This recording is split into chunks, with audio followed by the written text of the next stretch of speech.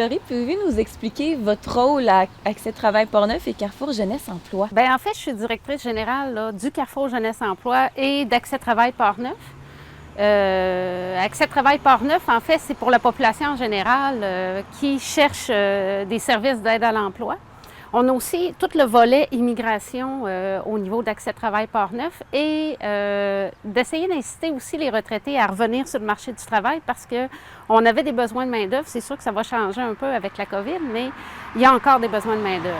Pour Accès Travail Portneuf, qu'est-ce qui vous distingue des autres organismes qui se dédient à l'emploi aussi? Bien, en fait, on est les seuls sur le territoire qui vraiment va s'adresser à des services en général, c'est-à-dire tout ce qui est faire le curriculum vitae, les lettres de présentation, l'aide à la recherche d'emploi, mais aussi le processus d'orientation. C'est sur référence avec le Centre local d'emploi, mais ça permet à quelqu'un qui veut se réorienter ou qui a perdu son emploi de pouvoir explorer d'autres avenues. OK. Et qu'est-ce que les gens viennent chercher? Bon, il y a un besoin de trouver de l'emploi, mais est-ce qu'il y a d'autres services qui font en sorte que la démarche va être plus facile pour eux? Quand on sait ce qu'on cherche, c'est sûr que ça aide, sauf que c'est pas tout le monde qui savent exactement dans quel domaine ils veulent s'orienter ou se réorienter. Donc, c'est une démarche qui est quand même intéressante quand la personne vient à Accès Travail Portneuf ou au Carrefour Jeunesse Emploi, d'explorer différents milieux puis d'être au courant. Nous, on connaît très bien la MRC de Portneuf. Ça fait plusieurs années qu'on est établi sur le territoire, donc on connaît bien les entreprises, on connaît bien les besoins, les spécificités des entreprises, ce qui fait que ça nous permet de mieux orienter là, la clientèle. Et votre équipe est composée de plusieurs personnes, j'imagine? Oui. Au niveau d'Accès Travail Portneuf, on a surtout des conseillers en emploi, des conseillers en orientation et on a aussi des conseillers plus au niveau du volet immigration. On a des projets spéciaux aussi, on a des services de base, mais on a énormément de projets spéciaux. Donc, on a des personnes qu'on va chercher pour réaliser un projet plus en particulier. Comme là, on a un nouveau projet là, en immigration pour essayer de retenir nos immigrants dans Portneuf parce que des fois, ils viennent s'établir, mais ils vont déménager vers les grands centres par la suite. Donc, nous, ce qu'on vise, c'est que les gens soient bien intégrés ici dans Portneuf et qu'ils puissent faire leur vie ici. Si, par exemple, je suis à la recherche d'un emploi et que je me présente à Accès Travail Portneuf, quelle sera la procédure, le processus pour me rendre service, en fait? Bien, en fait, c'est très simple. Pour Accès Travail Portneuf, si la personne est en emploi moins de 30 heures semaine, est admissible à tous les services d'Accès Travail Portneuf. C'est-à-dire qu'on peut la rencontrer, on peut regarder avec elle vers quel domaine elle veut se diriger et l'aider à faire son CV, sa lettre de présentation. On peut faire des pratiques d'entrevue. Dans le fond, c'est pour que la personne soit à l'aise dans sa recherche d'emploi. Pour ce qui est des services d'orientation d'Accès Travail Portneuf, c'est sur référence du Centre local d'emploi. Donc, il faut que la personne soit autorisée par le Centre local d'emploi pour faire cette démarche-là. Est-ce que vous avez des partenariats avec des employeurs parce que vous dites que vous connaissez bien la MRC?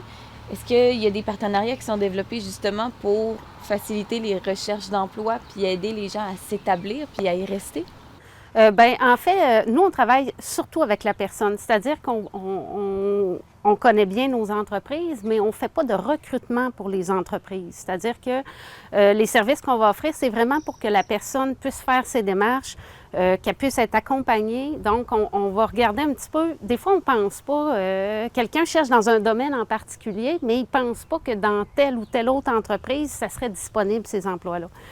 Donc, c'est des démarches que nous, on va faire avec la personne pour être capable de bien cibler les entreprises qui sont disponibles dans sa région.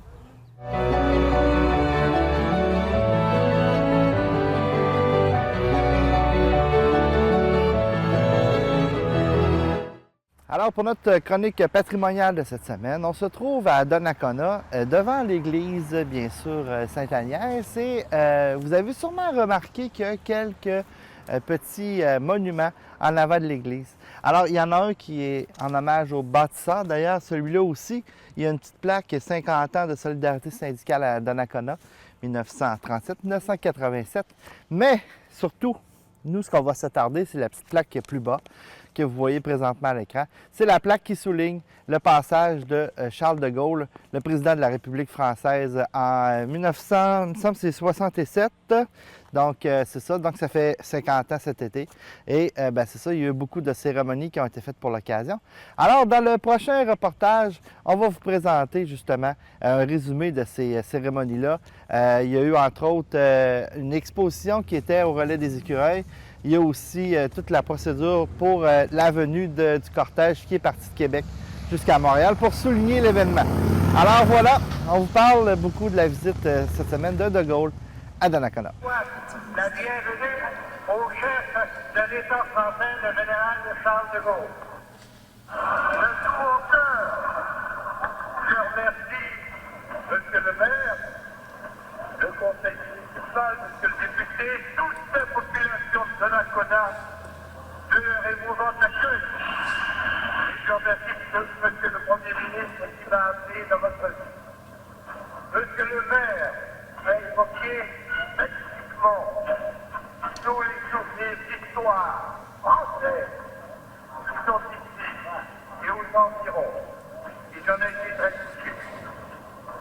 Et puis maintenant, je vois le présent du Canada français, c'est-à-dire un pays vivant, au possible, un pays qui tente de devenir maître de lui-même. Vous voyez ici devant vous une exposition de photos et de citations qui s'est produite le 24 juillet 1967. Comme vous pouvez voir, il y a beaucoup de détails, et beaucoup de personnes qui ont participé au montage de cette exposition. J'invite évidemment toute la population à venir jeter un coup d'œil sur ces photos et ces articles. Mais ce qu'il y a de plus particulier, c'est que dans les grandes photos, et même des fois dans les plus petites, certains peuvent se reconnaître s'ils ont plus de 50 ans, et d'autres reconnaîtront des grands-parents ou des parents qui étaient présents. J'emporterai de mon passage ici un souvenir inoubliable. Je vous en remercie toutes et tous. Et mes vœux les plus profondément sincères sont avec chacun de vous et avec votre ville. Vive Donnacona, vive le Canada français, vive la Nouvelle-France et vive la France! Par son passage et sa présence, il a éveillé en nous des sentiments de fierté très forts et particulièrement opportuns pour le milieu ouvrier à l'époque. Il a fait bon d'entendre cet homme prestigieux proclamer avec force et ardeur qu'il fallait être fier de notre lien avec la grande famille française. C'était la voix de grand-papa il y a 50 ans aujourd'hui. La suite de son discours, qu'on a dans les archives familiales, se disait comme suit. Permettez cependant, cher général, que le maire de Donnacona vous fasse remarque qu'ici même, nous foulons le sol du fief portant le nom de la seigneurie de Bel-Air, qui fut cédée au sieur Toupin Dussault par l'intendant Jean Talon en 1692. Permettez aussi que nous fassions allusion au chef de la France libre en 1940, un fait de notre petite histoire.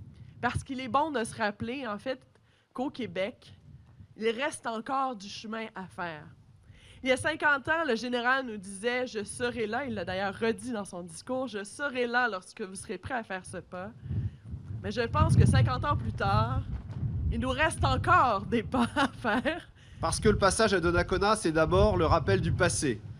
C'est le rappel de Jacques Cartier, le premier explorateur français à venir ici, ses relations avec Donnacona et ses deux fils, les voyages que ses deux fils puis Donnacona firent en France, et qui sont finalement le fondement de tout. Le Canada français, d'une certaine manière, a commencé ici.